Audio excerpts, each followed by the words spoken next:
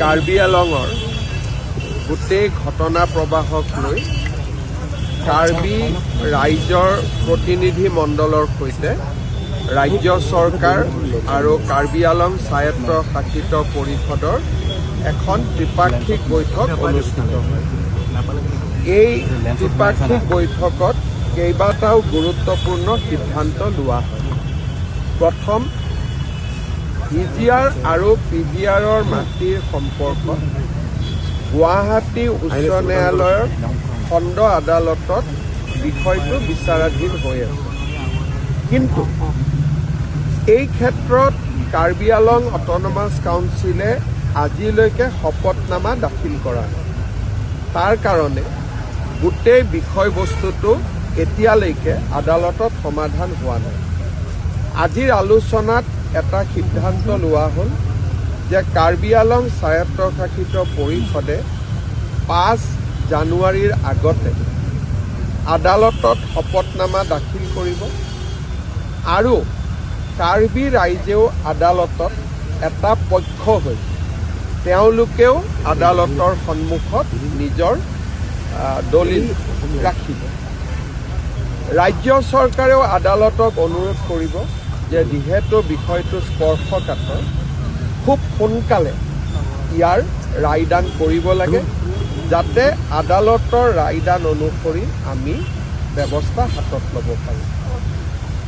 খেৰণিৰ VGR পিজিআৰত যিমানবিলাক চৰকাৰী কাৰ্যালয় আছে, সেই কাৰ্যালয়সমূহ আমি ভিজিআৰ পিজিআৰ এলেকাৰ পৰা আমি উঠাই লৈ আহিম আৰু ভিজিআৰ পিজিআৰৰ বাহিৰলৈকে লৈ যাম। তৃতীয়তে, খেৰণিত ভিজিআৰ পিজিআৰৰ খালী মাটি 8,000 বিঘা আছে। এই 8,000 বিঘা খালী মাটি কাউন্সিলে ফেন্সিং কৰিব আৰু বনানীকৰণ কৰিব, যাতে ভৱিষ্যতে কোনেও তাত দখল ল'ব নোৱাৰে। যিজন ব্যক্তিৰ পুলিচৰ গুলীচালনাত মৃত্যু হ'ল, কাউন্সিলে তেখেতক এটা চাকৰি দিব। ৰাজ্য চৰকাৰে অতিৰিক্তকৈ 10 লাখ টকাৰ ক্ষতিপূৰণ দিব। ভিজিআৰ পিজিআৰ মাটিত যিমান ট্ৰেড লাইচেন্স ইছ্যু হৈছে, কাউন্সিলে আটাইবোৰ ট্ৰেড লাইচেন্স কেনচেল কৰিব, যাতে কোনেও তাতে ইলিগেলি ভৱিষ্যতে ট্ৰেড লাইচেন্স ল'ব নোৱাৰে। ইয়াৰ উপৰিও কাৰ্বি আলঙৰ ভিজিআৰ পিজিআৰৰ মাটিক বাদ দিও বিভিন্ন ডিপাৰ্টমেণ্টৰ মাটিও মানুহে এনক্ৰ'চ কৰি থৈছে। ইৰিগেশ্যন, ছইল কনজাৰ্ভেশ্যন ডিপাৰ্টমেণ্টৰ মাটিও এনক্ৰ'চ কৰি থৈছে।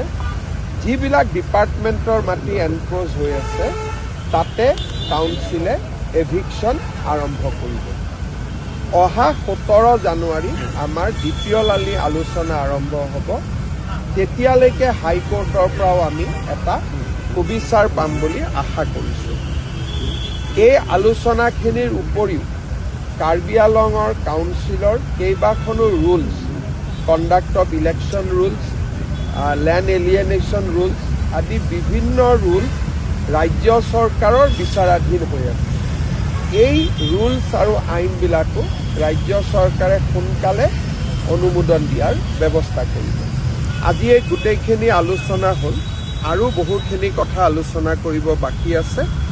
16 বা 17 জানুৱাৰীত আমাৰ দ্বিতীয় লানি আলোচনা আৰম্ভ হ'ব। চাওক, মই ইয়াতে তৃতীয় পক্ষ বা দ্বিতীয় পক্ষৰ কথা নকওঁ। এই গোটেই ঘটনাটোৰ লগত এইটো এনেকুৱা নহয় যে এইটো কিবা দুটা গোষ্ঠীৰ সংঘৰ্ষ। ইয়াৰ লগত বহুদিনীয়া অমীমাংসিত কিছু প্ৰশ্ন জড়িত হৈ আছিলে। যিকোনো কাৰণতে নহওক ঘটনাটো ঘটিলে আমাৰ উদ্দেশ্য হৈছে শান্তি ঘূৰাই অনা। সেইকাৰণে পুলিচেও যিজন জীৱন্তে জুইত অগ্নিদগ্ধ হৈ মৃত্যু হ'ল, সেই কেছটো ৰাখিব। বাকী যি কেছ ৰেজিষ্টাৰ হৈছে, পুলিচেও আমি জেনেৰেল এমনেষ্টি দি দিম, যাতে আমাৰ মাজত কোনো ভুল বুজাবুজি নাথাকে। আৰু ৰাজ্য চৰকাৰ, কাৰ্বি আলং কাউন্সিল আৰু চিভিল ছ'চাইটি বা আন্দোলনকাৰী পক্ষ বা আন সকলো ৰাইজক লৈ আমি খেৰণীত শান্তি প্ৰতিষ্ঠা কৰিম, কাৰ্বি আংলঙত আমি শান্তি প্ৰতিষ্ঠা কৰিম। কাৰ্বি আংলং ক'ত ষ্টে অৰ্ডাৰ আছে ছাৰ কাৰ্বি আংলঙত? আজি গোটেই লিষ্টখিনি আমি দেখিছোঁ, গতিকে কেছটো 5 জানুৱাৰীত আমি হাইকোৰ্টত যাম, কিন্তু ক'ত ষ্টে অৰ্ডাৰ আছে এই কথাটো আপোনালোকে কাউন্সিলৰ পৰা বুজিব, কিন্তু খেৰণীত ষ্টে অৰ্ডাৰ আছে।